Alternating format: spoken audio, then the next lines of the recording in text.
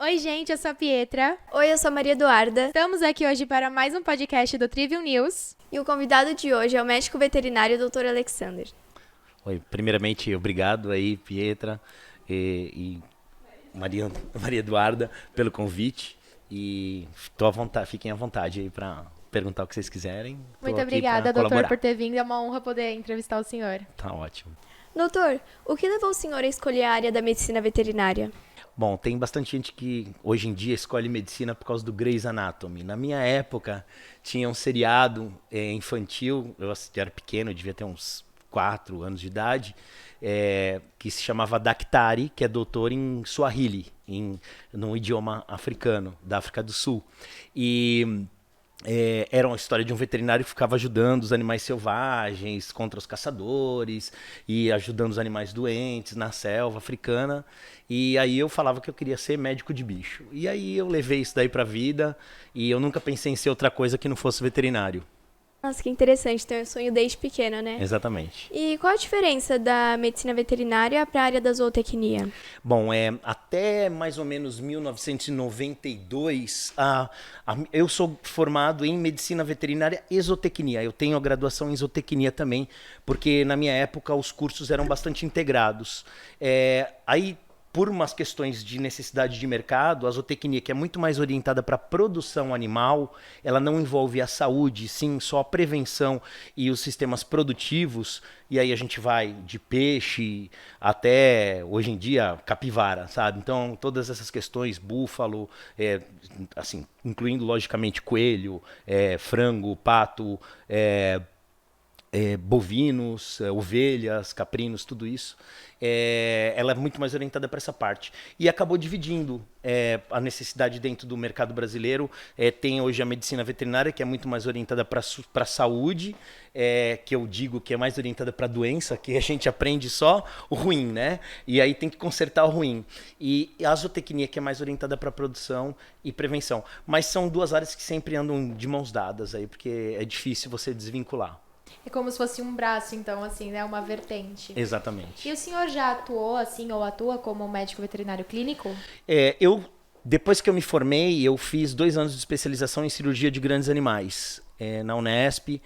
Foi uma experiência bem legal. E já naquela época, eu fazia parte do grupo de veterinários de enduro equestre. Então, eu acompanhava as competições nacionais que tinham de enduro equestre. E aí a gente fazia desde do acompanhamento dos cavalos que eram corridas de longas distâncias, de 160 quilômetros, por exemplo, ia de 30 a 160 quilômetros, e a gente tinha que monitorar os animais. E tinham atendimentos clínicos também, e ocasionalmente eu atuava como clínico também nesses eventos, além de também trabalhar como clínico dentro do hospital onde eu fiz a minha residência. Ah, sim. O senhor diria que essa área é muito concorrida, muito requisitada? Olha, já foi muito mais, principalmente na época que a equidicultura, de maneira geral, que tinha todo mundo tinha um cavalo de hipismo. Aqui na Baixada tinha hípica, os jockeys super ativos, por exemplo, para vocês terem ideia, e tinha uma demanda muito maior. Aí começaram as crises, acabou a lavagem de dinheiro com cavalo, por exemplo. A clínica em animais de produção, ela é muito pouca, na verdade. Então, assim, você tem muito veterinário de bovino, tem bastante veterinário de equino, mais no interior. E a área de clínica, sim, é uma demanda importante, porque hoje em dia, como vocês sabem, cada um tem pelo menos um animalzinho dentro de casa. Então, existe essa demanda, mas, por exemplo, o Brasil é o país que mais forma veterinários no mundo. E a gente tem, dentro do estado de São Paulo, mais universidades que no mundo inteiro, junto. É uma loucura isso, né, quando a gente fala. Então, existe essa demanda, mas tem uma oferta muito grande de profissionais nesse mercado. Embora não todas as áreas, porque assim, a atuação do médico veterinário, ela é muito ampla, né? Ela não vai exclusivamente para a parte clínica ou para a parte de saúde. Tem saúde de peixes, tem uma série de coisas que a gente não imagina, a parte de produtos de origem animal, que são inspecionadas por um veterinário, tem uma série de atividades atividades que veterinário exerce que não estão ligadas diretamente com a clínica, mas que existem. Essas áreas são carentes ainda, então existe mercado para a medicina veterinária dentro do Brasil. E, doutor, como funciona a lavagem de dinheiro com os cavalos? Então, toda a produção agropecuária tinha um incentivo fiscal muito grande. E aí tinham algumas pessoas muito ricas que elas, para não ter que pagar os impostos, elas colocavam dinheiro em cavalo, e aí construíam aras assim exagerados, eram castelos para um cavalo, um castelo para outro cavalo, umas coisas desse gênero, e isso acabou gerando aí muita exposição, porque tinha muito dinheiro investido no cavalo. Eu cheguei mesmo a visitar um aras que era, o pessoal chegava de helicóptero, tinha centro cirúrgico dentro do aras, no interior de São Paulo, e depois esse cara foi preso. E são umas coisas que aconteciam dentro disso. No pedaço, cavalos de polo também, cavalos de corrida, o cavalo árabe de maneira geral, era 80% do cavalo árabe no Brasil, que já foi um dos maiores produtores de cavalo árabe, era 80% lavagem de dinheiro. Então, no meio para o final dos anos 90, começou a ter muita fiscalização em cima disso, foi muita gente para cadeia, muita gente teve que pagar muito imposto, e aí acabou eliminando essa categoria de dentro do sistema. E esses cavalos, eles eram usados só para isso assim, ou eles também eram maltratados? Não, eram, aliás, melhor tratados que muita gente. Eles gastavam muito dinheiro com isso. Era perfumado, o negócio tinha música clássica nas baias, era um negócio surreal, realmente. O senhor já atendeu algum cavalo, algum animal que foi machucado em alguma competição? É bastante comum, as lesões por esporte são bastante frequentes. Eu fiz estágio bastante tempo no Jockey Club, cheguei a trabalhar com veterinários do Jockey Club também, de São Paulo, e era muito frequente, né? Principalmente as lesões de membros anteriores e posteriores, né? Era bastante comum, problemas musculares, problemas de casco também, que são ortopédicos de maneira geral, mas sim, acontecia com bastante frequência. O senhor foi formado pela USP, né? A gente viu. Como foi o processo seletivo para poder entrar na faculdade? Olha, na época, se eu não me engano, eles faziam uma seleção, era bastante candidatos por vaga, não lembro exatamente, e da segunda fase para a primeira fase, iam até 4 candidatos por vaga, ou seja, de todos os candidatos que tinham do Brasil na FUVEST, iam só 320 para a segunda fase. E aí eles peneiravam os 80 melhores. E nas pontuações, na prova, no vestibular, que a gente chamava na época, não era Enem, né? E aí eu me dei bem nessa primeira fase, aí na segunda fase, e acabei sendo selecionado para a USP. E após a formação do senhor, o senhor conseguiu se inserir no mercado de trabalho facilmente? Como foi isso?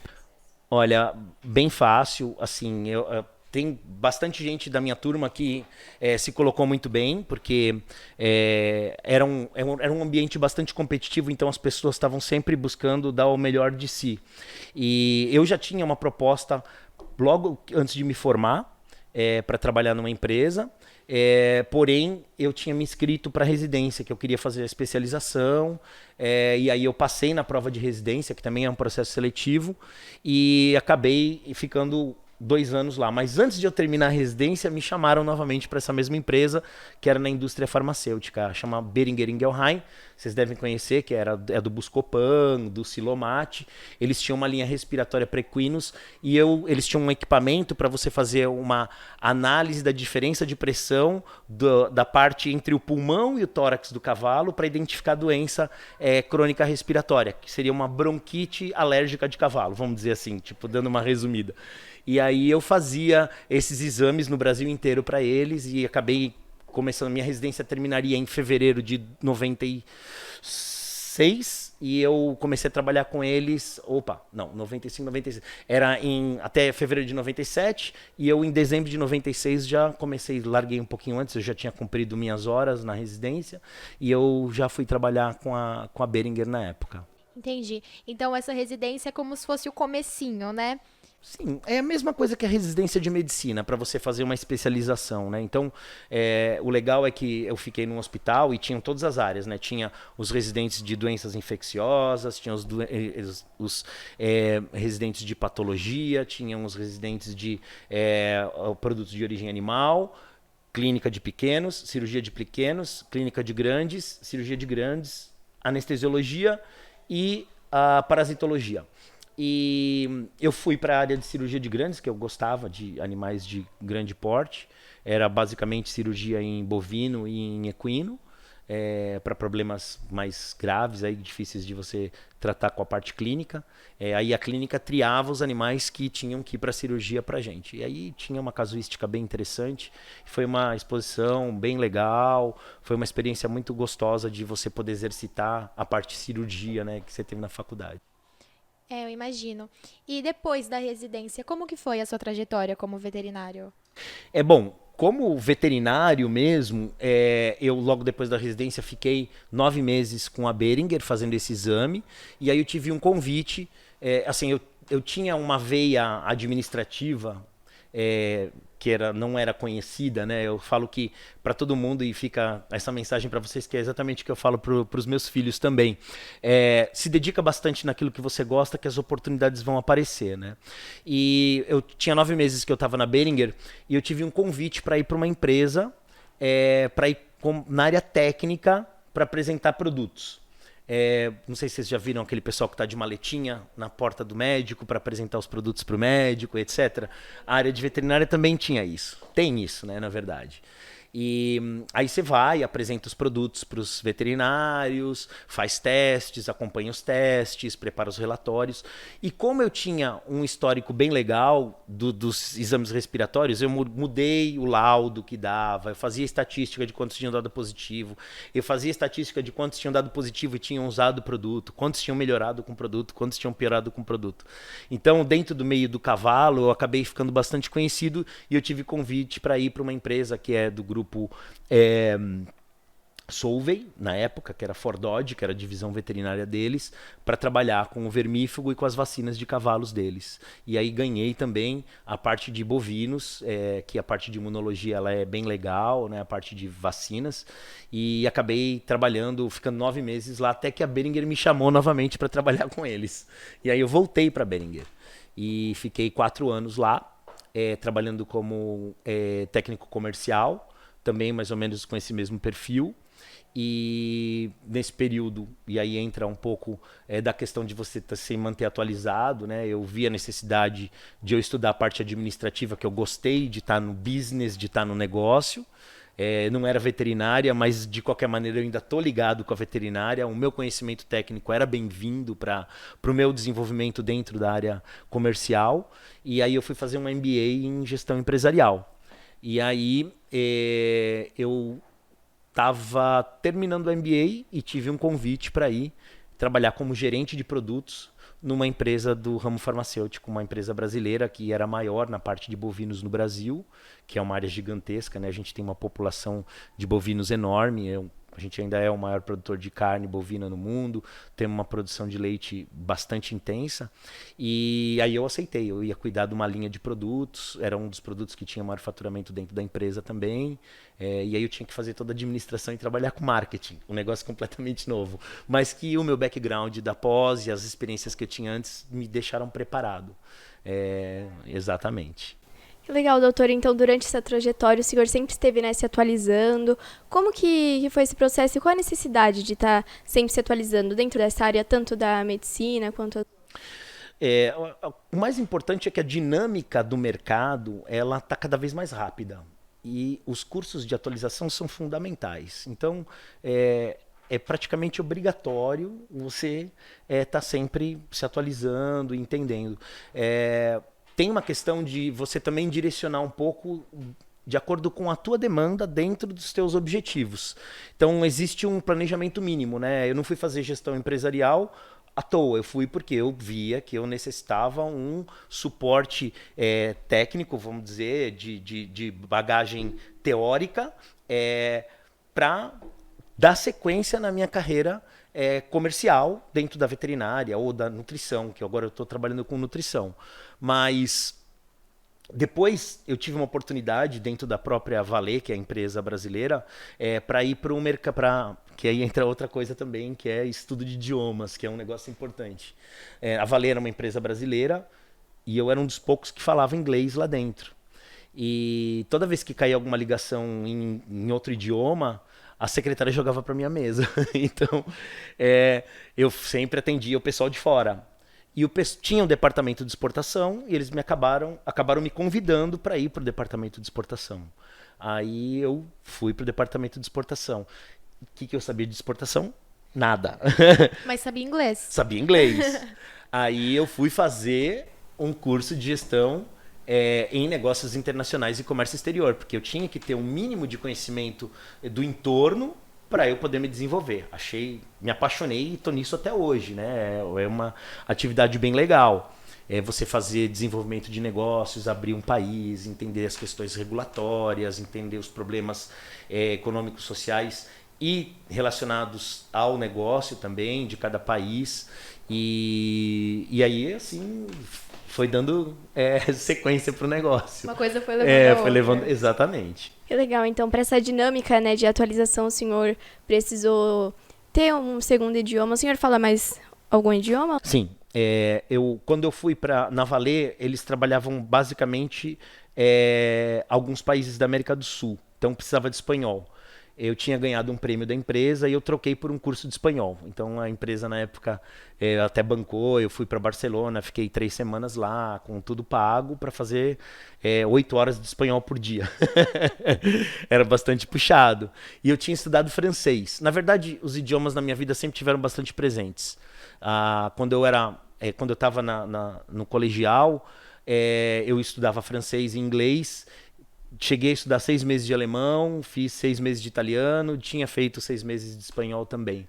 Então, eu sempre curti bastante essa área.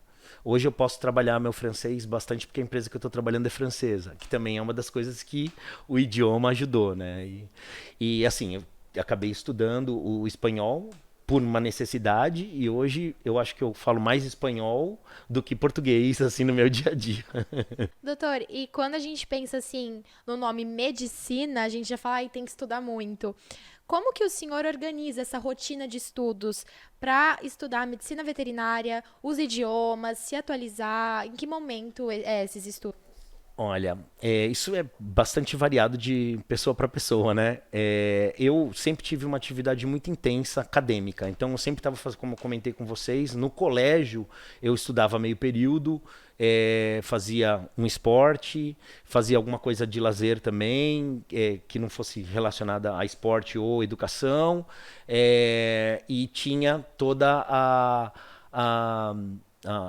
dinâmica das aulas externas, né, de inglês. Eu participava de todos os laboratórios que tinha da escola, que eu acho que isso é muito importante, fundamental para vocês aí que estão ainda estudando aí no ensino médio e até no fundamental.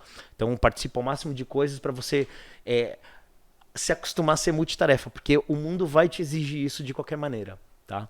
E aí na faculdade, assim, o idioma era obrigatório, porque não tinha toda a tradução. Eu estudei nos anos 90, no começo dos anos 90. Então, a maioria dos livros era em inglês, a biblioteca só tinha coisa em inglês. Então, era obrigatório você estudar, acompanhar ali. Então, todos os cursos que vinha gente de fora, aí eu sempre ia lá, aparecido, né? Então eu ia lá conversar com o palestrante, tirar dúvida, queria exercitar o que eu tinha aprendido também. Então era uma coisa que ajudava. E é verdade, assim, mesmo sendo veterinária, a quantidade de estudos é enorme. Imagina, anatomia, a gente estuda anatomia de várias espécies, não é só não são os mesmos. Por exemplo, não sei se vocês sabiam, mas, por exemplo, cachorro tem um osso no pênis. Vaca tem osso no coração. Os organismos mudam totalmente. Exatamente. Né? Então tem umas coisas que são umas surpresas assim que você tem que ir aprendendo e entendendo toda aquela dinâmica para você poder dar conta. E aí a fisiologia é diferente também de cada espécie, o período gestacional é diferente de cada espécie e assim vai por diante. E, doutor, quais foram e ainda são os maiores desafios, assim, da sua profissão? O senhor pode falar pra gente? Olha, desafio da profissão assim, é que eu olho as coisas de uma maneira bastante positiva, mas eu acho que o principal desafio, não só para minha profissão, mas eu acho que é para toda a profissão, é que você vai cair, com certeza, em alguns momentos. Você tem que só aprender a levantar rápido, entendeu? Você não pode ficar ali naquele sofrimento e acabar levantando. Todas as carreiras têm intempéries e, particularmente na minha, eu na maioria dos trabalhos que eu tive, eu acabei saindo por um desejo meu, acabou sendo um acordo, porque eu estava desestimulado. Eu acho que assim, para mim, particularmente, relacionado ao que é a maior dificuldade é se eu entro numa mesmice. Então, se eu entro se perde o dinamismo que eu sempre tive na minha vida, aí eu começo a perder a motivação. Esse que é o meu particular, tá? Mudando um pouco de assunto agora. No começo da conversa, o senhor disse que hoje é muito comum as pessoas terem bichinhos de estimação. O senhor tem algum? Tenho sim. Eu tive até um canil de Bichon Frisé. Bichon Frisé é o Maltês Crespo. Assim, só para resumir, que todo mundo conhece Maltês, mas a gente fala Bichon, o pessoal não conhece. Eles olham e falam, parece um poodle com salsicha, mas era Bichon Frisé. Eu ganhei de um chefe meu e depois eu comprei uma fêmea, aí eu abri o canil e aí a gente reproduzia e eu praticamente dava os filhotes, a maioria. Eu vendi muito pouco. E foi bem gostoso. Eu ainda tô com o Dijon, que é o que eu ganhei, ele tá com 17 anos. A gente perdeu a Estela, que era a matriz, que foi o presente de um ano do Dijon. E, perdão, ela teve um linfoma há 2 anos atrás e a gente precisou sacrificá-la. E a gente tem o Kovu, que é o filho da última ninhada deles, que tem 10 anos também. Uma família, então. então. Uma família, E, doutor, um assunto que vem sido discutido, né, de um tempo pra cá, é qual a forma correta de denominar quem tem algum animal de estimação? É dono, tutor? Como o senhor acha que... Acho que as duas formas são corretas. A denominação tutor veio para humanizar um pouco mais, porque o ser humano, de maneira geral, humanizou demais o cachorro. Eu acho que ele até perde um pouco todo o propósito. A gente vê, eu não gosto de polarização, daquele pessoal que odeia, que coloque roupinha, que dê a comidinha na colher. Faz o que você quiser, entendeu? A gente não tem que dar palpite na educação dos filhos, vai dar palpite na educação dos bichos, né? Desde que dê uma boa ração, que mantenha o animal vacinado e que dê banho e que dê atenção e carinho, que é o que eles precisam, tá ótimo. Independente de qual que é a denominação. Eu não tenho nenhum problema em falar que eu sou dono, e eu dificilmente falo que sou tutor, porque é uma denominação mais nova que aconteceu devido a essa humanização que teve dos animais de estimação. E até as expressões, né, acabam mudando, as formas de falar. Como que foi, assim, no seu primeiro atendimento? Mudou muita coisa de lá pra cá? Como hoje eu não faço clínica, então eu não posso te dizer muita coisa. O que eu acompanho realmente, até como proprietário, como dono ou como tutor, é que eu vejo que tem um cuidado muito grande hoje e a forma de analisar, ou seja, a anamnese, que eu acho que é uma das partes mais importantes quando você tem algum problema com o teu animal e você vai numa clínica, hoje a anamnese está cada vez mais importante e ela está mais exploratória, de entender bastante a dinâmica do animal dentro da família. Porque isso acaba acarretando aí na presença de problemas e de patologias de maneira geral. Na minha época, tinha uma mulher que ela era psicóloga de cachorros, só que a sessão era com a pessoa, né? Porque os animais não falam. Era com e o hoje dono ou o tutor, né? Exatamente. E hoje é bastante comum. Você acha fácil na internet para fazer acompanhamento, para melhora comportamental e etc. Então, essa humanização que teve dos animais de estimação, principalmente os cães e os gatos, ela leva a uma nova dinâmica e até o esforço que o dono, que o tutor faz por um animal, às vezes ele vende a casa para cuidar do animal. Então, a própria como que eu posso dizer, a tecnologia de maneira geral, os recursos que um veterinário tem hoje são bastante diferentes de que tinham há quase 30 anos atrás, quando eu estava por me formar. Então, você tem ferramentas de diagnóstico para tumores, para doenças metabólicas, algumas coisas muito mais difíceis que naquela época eram praticamente impossíveis de ter uma precisão de diagnóstico, hoje tem. E qual foi o caso mais difícil que o senhor já atendeu? Olha, eu tenho marcado bastante um cavalo, tem uma doença de cavalo que ela dá uma inflamação na pata e o casco começa, o osso do casco ele começa a girar, inflama, porque é uma unha, né? Então você imagina que começa a inflamar entre a tua unha e o dedo e aí ela começa a descolar. Só que você tem que pensar que o cavalo só tem 4 unhas e ele apoia nas 4. Então, eu lembro, assim, foi a mais difícil porque era um diagnóstico fácil de fazer, mas era muito reservado, porque o animal já chegou péssimo, cheio de ferida. Você imagina, um animal de 500 quilos que não levanta. Então, a chance de não recuperar era muito grande. E era um cavalo tordilho, ele era branco, acinzentado, né? E era um cuidado enorme que eu tinha com esse bicho. E assim, no final a gente chamava ele pelo nome, ele atendia. Todos eles são como um cachorro, né? Assim, se você tratar adequadamente. Então, ele vinha, assim, você ia fazer o curativo, e você sentava do lado dele, ele deitava a cabeça no teu colo. Foi bem gostoso. E ver ele indo embora foi uma alegria bastante grande, porque ele chegou praticamente um caso perdido, que ele tinha esse problema nas 4 patas. Então você tem que esperar, acho que foram uns 8 meses de internação esse cavalo. Então você tem que esperar o casco crescer de novo, tirar a inflamação e esperar o casco crescer de novo, e não pode deixar o cavalo ficar sem pisar. Então, com toda aquela dor, então foi um negócio bem difícil, mas deu certo. Sim, realmente deve ser muito difícil, né, para o senhor ver o animal nessa situação. Qual a importância de ter um bom psicológico na hora desses atendimentos? Eu acho que como a gente estava falando, né, que tem toda essa humanização, você está tratando com um membro da família, né? Mesmo um animal de grande porte, muitas vezes chegava lá, é o xodó das pessoas. Eu tenho vários amigos do meio do cavalo que o cavalo só não entrava em casa por causa do tamanho, mas era tratado como tal, né? E acho que assim, o cuidado que tem que ter com o dono e assim, sobretudo você ter humildade, não é tua especialidade, encaminha para um colega que você sabe que vai dominar melhor o assunto, porque o que a gente tem que gerar é minimizar a dor do animal, dar qualidade de vida para ele e manter a família tranquila de que ela está fazendo o melhor por aquele animal. Que se a gente for pensar numa pessoa da tua família, é o que você quer. Então, a questão do psicológico ela é bastante importante, você tem que ter muita empatia, coisa que muitos veterinários do passado não tinham. Então, eu acho que hoje esse fator humano do veterinário com o próprio humano e um olhar mais humano com o animal, que está humanizado, é bastante importante.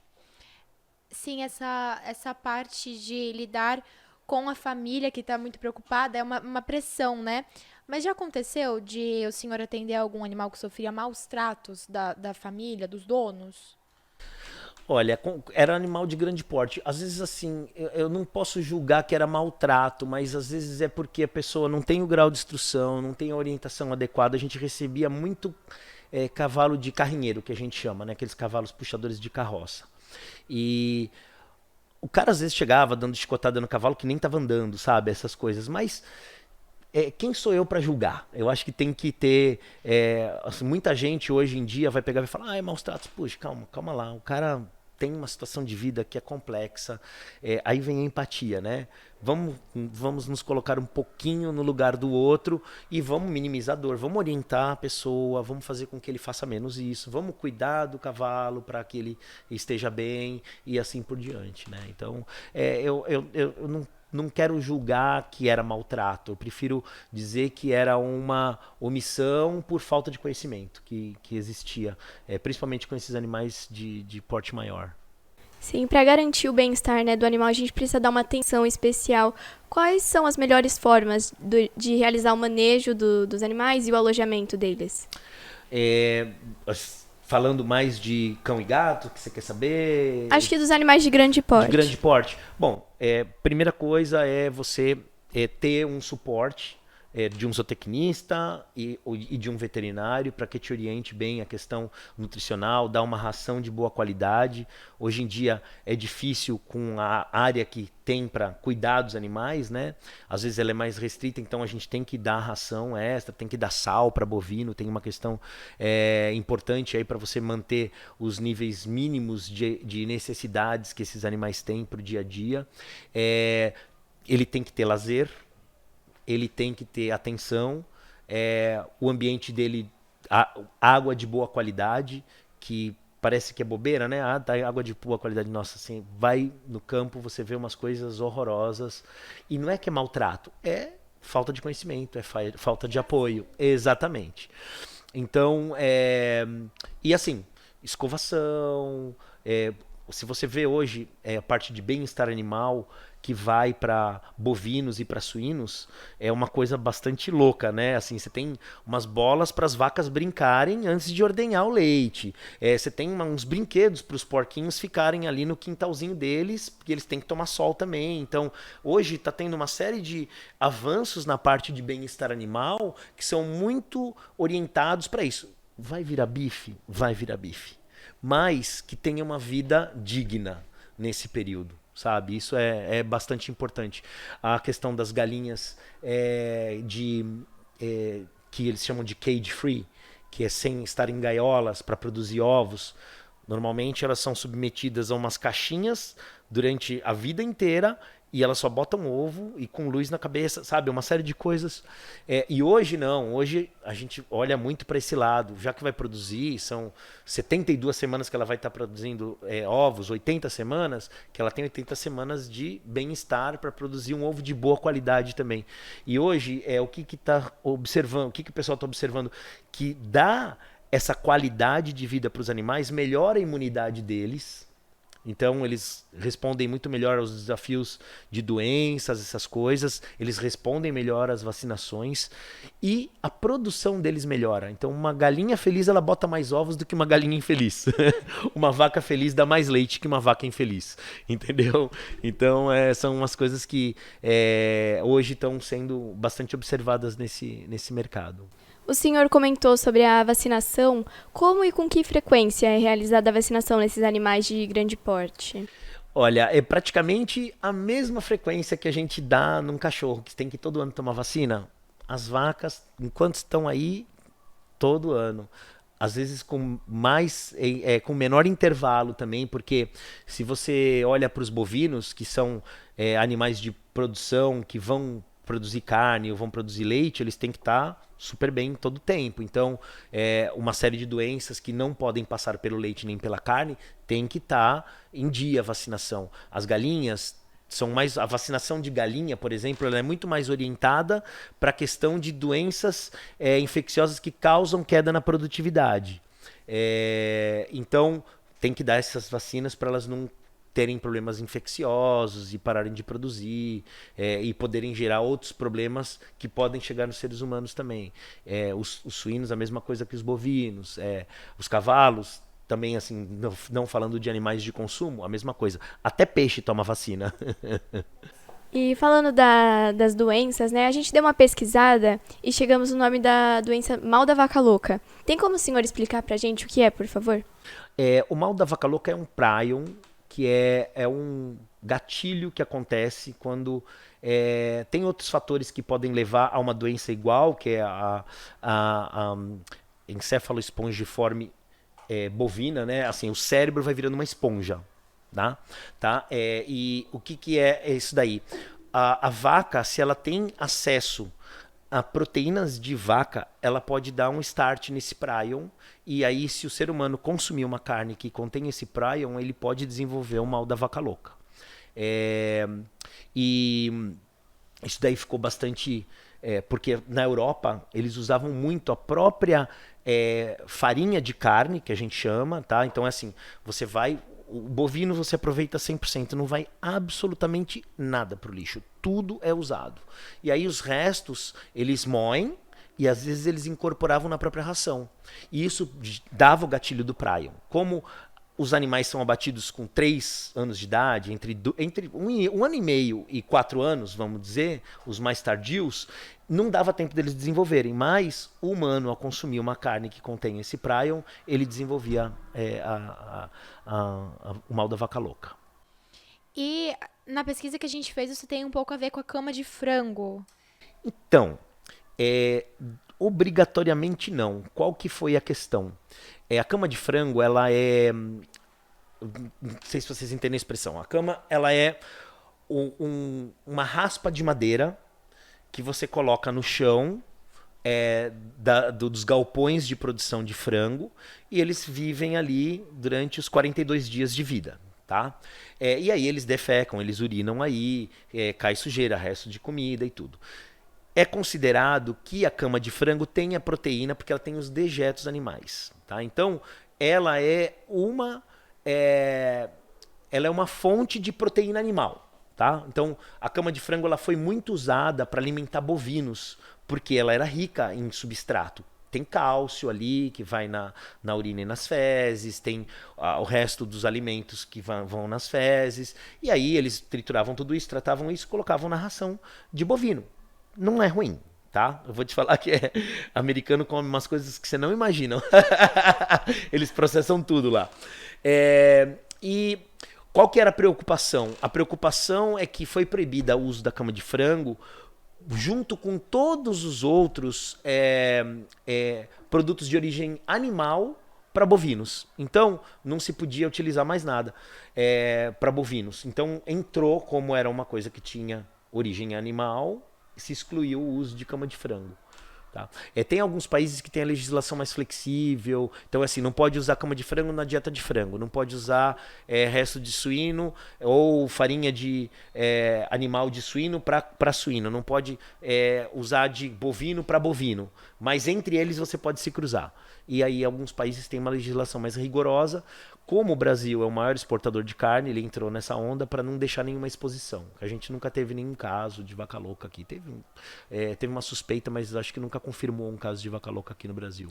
Mas isso não significa que eles tenham uma alimentação natural, né? Eles comem ração também. Essa ração pode fazer mal de alguma forma, dependendo da ração? Assim, o que eu falo sempre é que tem que ser uma ração de boa procedência. De um produtor de ração que faça uma formulação com bons ingredientes e que tenha uma boa higiene dentro da sua fábrica de ração. A mesma coisa que a gente falar, faz ruim a comida para alguém? Não faz. Faz quando ela é processada numa cozinha ruim. Então, ou com um ingrediente ruim, com alguma coisa que esteja estragada, exatamente. Mas não, ração não tem nenhum problema e eu acho que talvez tenha sido o melhor invento que aconteceu aí para otimizar todo o espaço, você produzir em menor espaço, num prazo de tempo menor, que isso também é sustentabilidade, né? E por ser uma coisa mais simples também, né? Porque já tem os nutrientes que eles precisam. Então, tem tudo ali pronto, mas não é tão simples você acertar tudo ali, né? Tudo tem programa de formulação, tem o processamento, passa por um tratamento térmico, passa pela questão de fazer o formato, não é tão elementar a ração, né? Assim, se você for pensar, fazer um parâmetro até numa ração de cachorro, que tem até fazer o formato, secar na umidade certa, não ter atividade de água, tem uma série de questões técnicas pequenas que não fazem o negócio ser tão elementar quanto parece, tá? Mas é tecnologia, é uma coisa bem bonita de se ver. Levando em consideração o que o senhor falou, qual é a melhor forma das grandes empresas de gado evitar a contaminação, entre os animais e, consequentemente, afetando os seres humanos?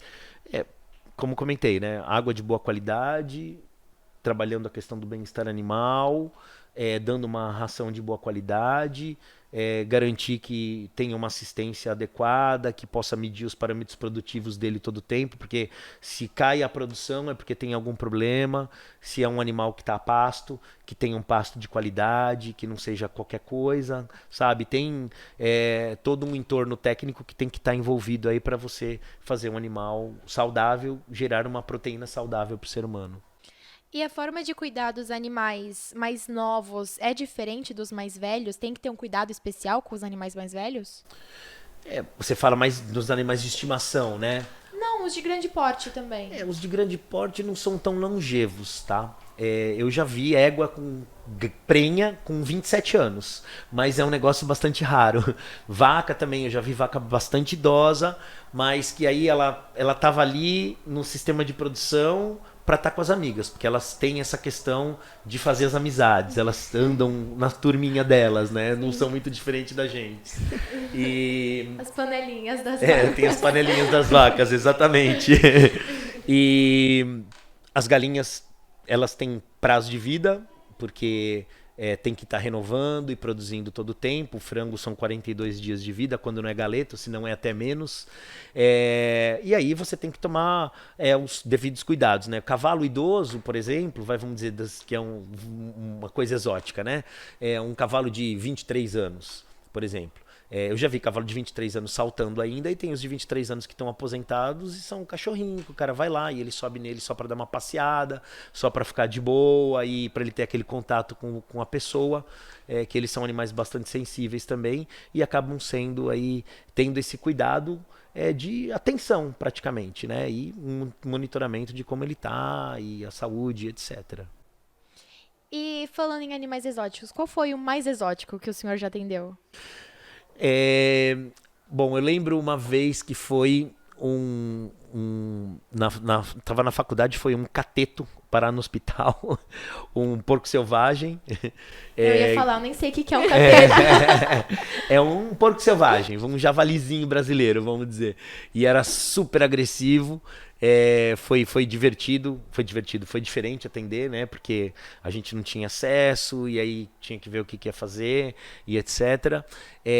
Mas acho que assim, dos animais exóticos, acho que o que foi a experiência mais legal que eu tive foi quando eu fui para a África. Eu fui num trabalho de voluntariado para uma reserva que tinha um centro de reabilitação de Big Five. Big Five, que são os 5 grandes animais da África, e basicamente tinha felinos lá, mas a gente fazia também o tour com o veterinário na savana ali dentro da reserva, e aí anestesiava, fazia um curativo, alimentava os leões, dava anticoncepcional para as leoas, tinha uma série de coisas que tinha que ser feita, então assim, tinham que ser feitas, então foi uma aventura bem diferente, e acompanhar esses animais aí acabou sendo uma experiência bem inédita. E dentre esses animais exóticos, qual que ajuda mais assim na hora do atendimento, que não é tão agressivo, não sei. Bom, todos eles estão anestesiados na hora que você está atendendo. Então, Sim, faz sentido. Senão o veterinário não volta.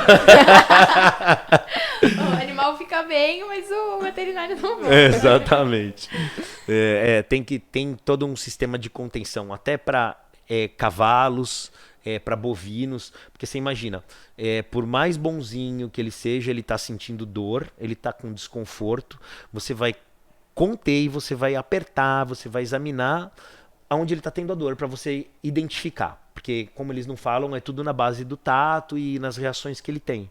Então, o veterinário tem que ter um cuidado muito especial na contenção do animal, para poder executar a tarefa dele sem machucar o animal e sem se machucar. Então é bastante importante toda essa questão.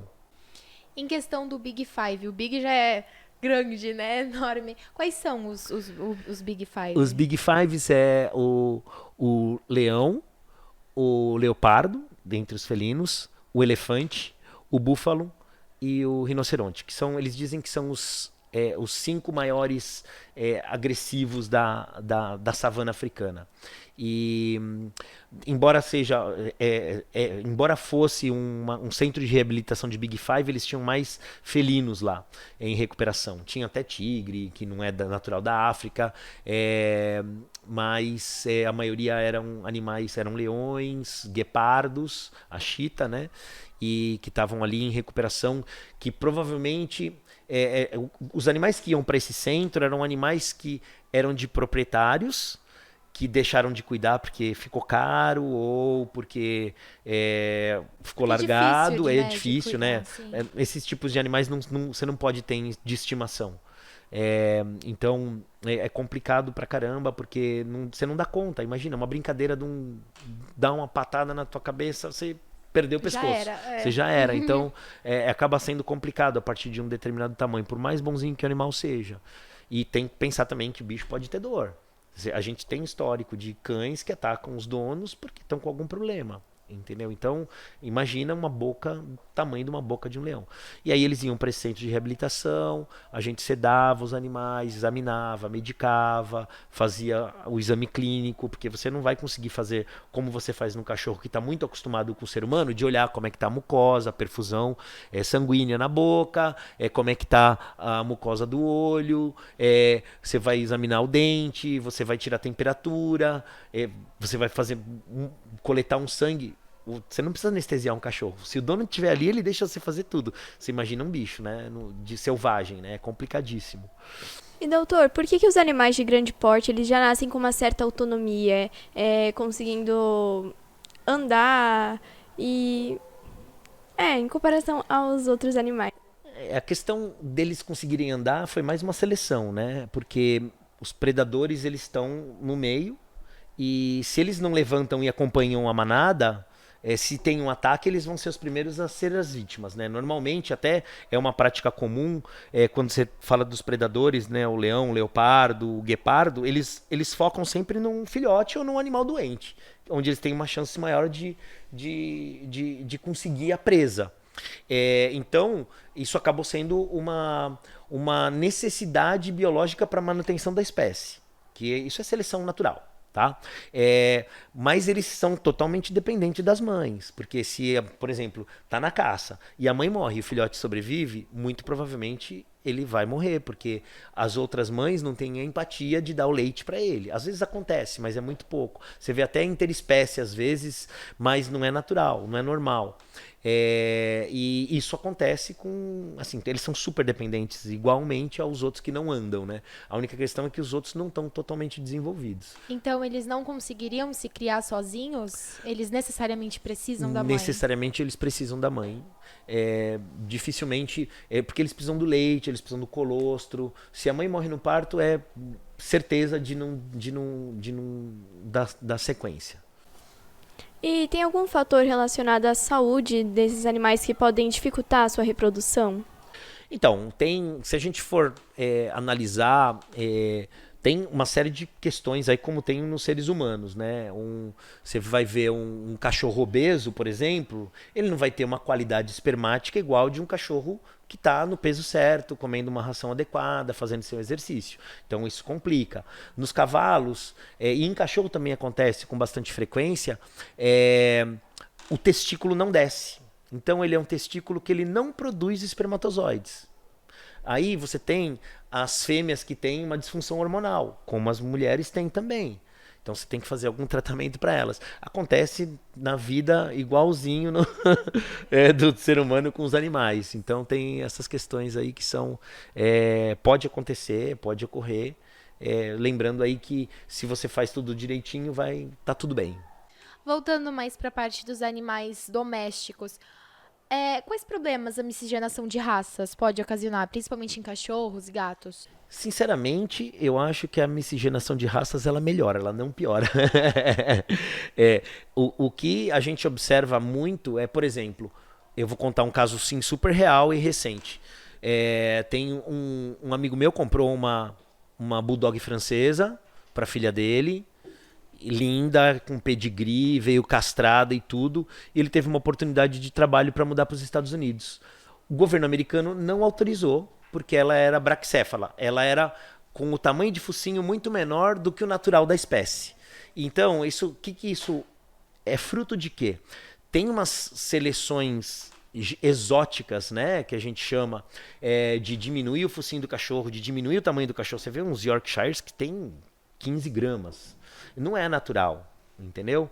E isso daí foi cruzamentos endogâmicos também, então entre familiares, pegava primos ou irmãos e cruzava para ter animais menores, e isso vai gerando problemas. Tanto que, assim, por exemplo, os pugs hoje, com obesidade e com problema respiratório, são muito frequentes. Então, tudo isso são as questões muito mais problemáticas relacionadas às raças puras do que as próprias raças, as questões interraciais, vamos dizer assim, né? Dos cruzamentos entre raças. Porque esses problemas também afetam lá na frente, né? Nas outras gerações. Exatamente, exatamente. Isso é. Assim, eu lembro que, por exemplo, o pastor alemão, quando você tinha cruzamento entre familiares, eles tinham um problema de displasia coxofemoral, que é o fêmur. Opa!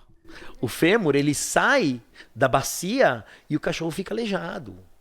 E, assim, tinha uma época que você só comprava pastor se você fizesse o raio-x do filhote, para saber se ele ia ter ou não aquela doença. Que era uma das coisas da seleção, para ter um cachorro grande, para ter a capa bem preta, né, as costas bem pretas. Então, tudo isso foi resultado do papel do homem. Mas quando eles estão no ambiente deles e eles fazem com quem eles quiserem, a hora que eles quiserem, acaba vindo coisa mais saudável, vamos dizer. Muitas vezes as pessoas também procuram os animais pela estética, né? O que o senhor acha de, por exemplo, cortar a orelha de Pitbull, Rottweiler? Olha, eu sou da época que ainda cortava bastante, tanto orelha quanto rabo. Hoje em dia, até o rabo é proibido cortar. Tá? Então, o que o pessoal fala? Ai, machucou e foi lá e cortou. Ai, a orelha machucou, cortou e arrumou outra para estética.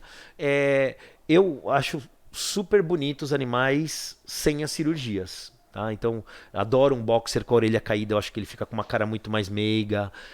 Um Doberman fica mais doce com a cara, com a orelha normal dele.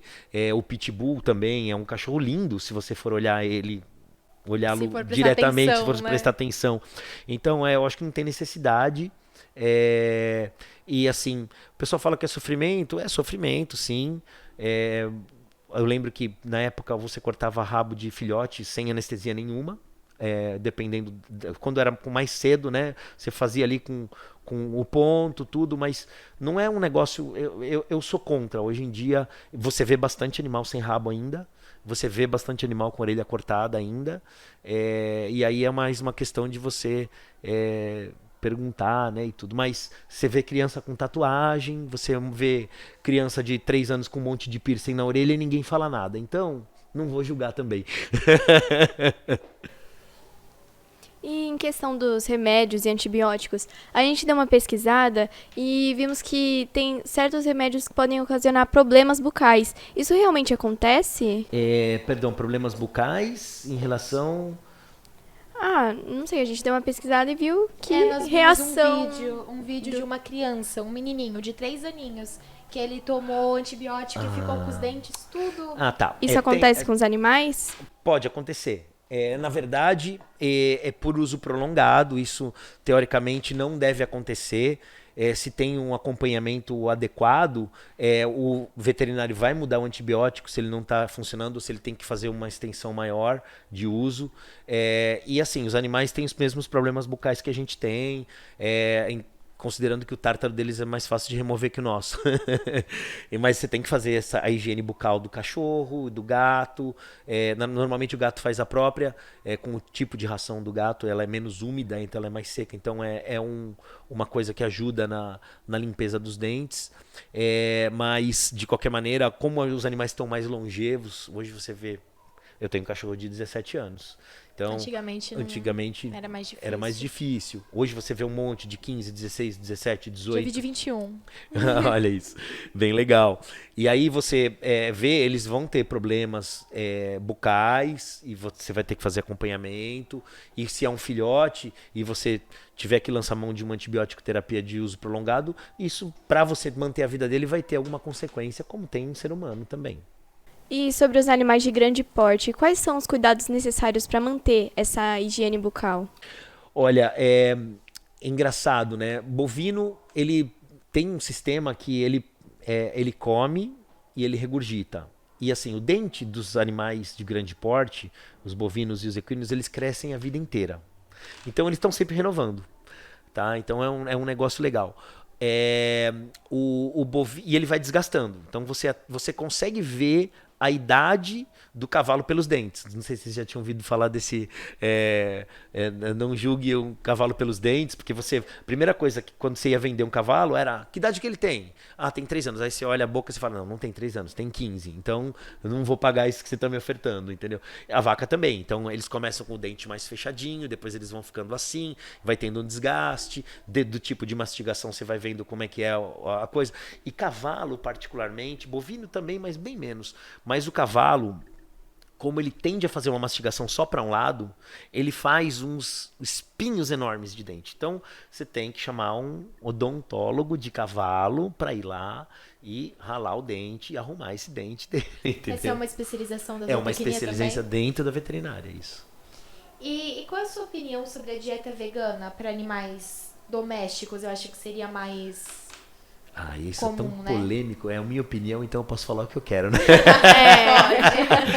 Eu acho que, primeiro, os animais são carnívoros, então não dá para mudar essa natureza deles, entendeu? A dieta vegana eu tenho amigos veganos, tenho até um amigo halterofilista vegano, duvido que ele não tome whey, mas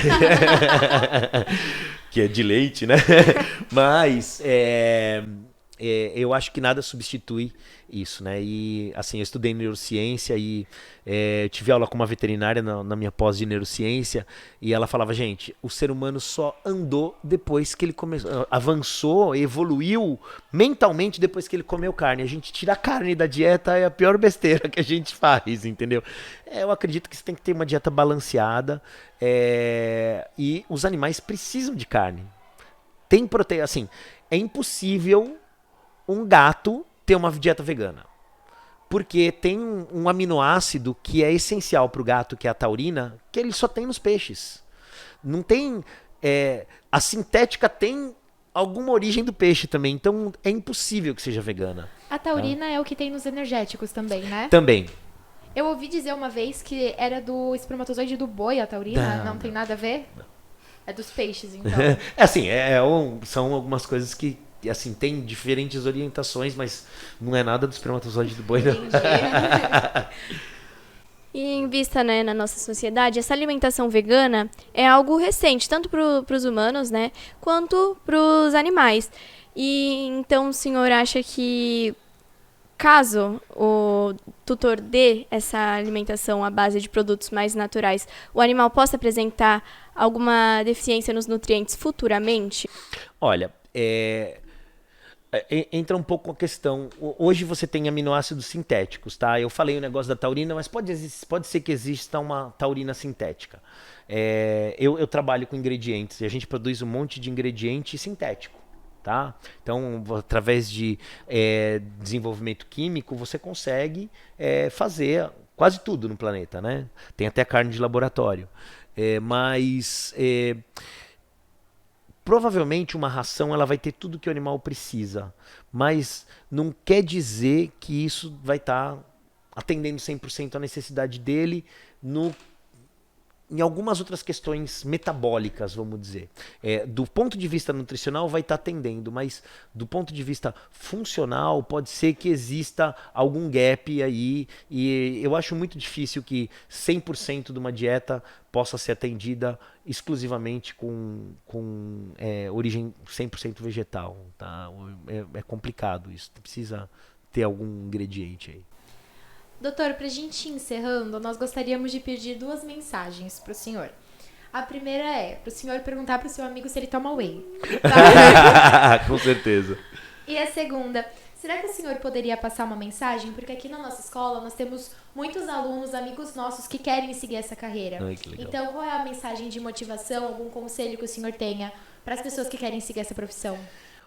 O meu conselho é que eles sigam investindo no sonho deles, que eles se exponham em todas as áreas que a veterinária tem para ofertar e deem o seu máximo, que as portas vão se abrir. Esse eu falo por minha experiência própria, sou bastante feliz com o que eu faço, estando na área comercial, ainda tendo um enfoque dentro da veterinária. e da zootecnia. Então, eu acredito que todo mundo pode ser feliz se você estiver fazendo aquilo que você gosta. Então, se eles querem, eles têm que ir, mas vai com força. Entendeu? Muito Essa é a obrigada, mensagem. doutor, pela mensagem. Obrigado pela entrevista, foi tudo muito bom. Nós tiramos todas as nossas dúvidas. Ah, que bom. Que bom. Se ficou alguma coisa, fica à vontade aí. Obrigado pelo convite mais uma vez. Foi um prazer estar aqui com A vocês. gente que agradece. Então, você assistiu a mais um podcast do Trivial News. Se você gostou, curte aqui e compartilha com seus amigos. Muito obrigada, doutor. Prazer. E obrigado por terem assistido. Tchau. Tchau.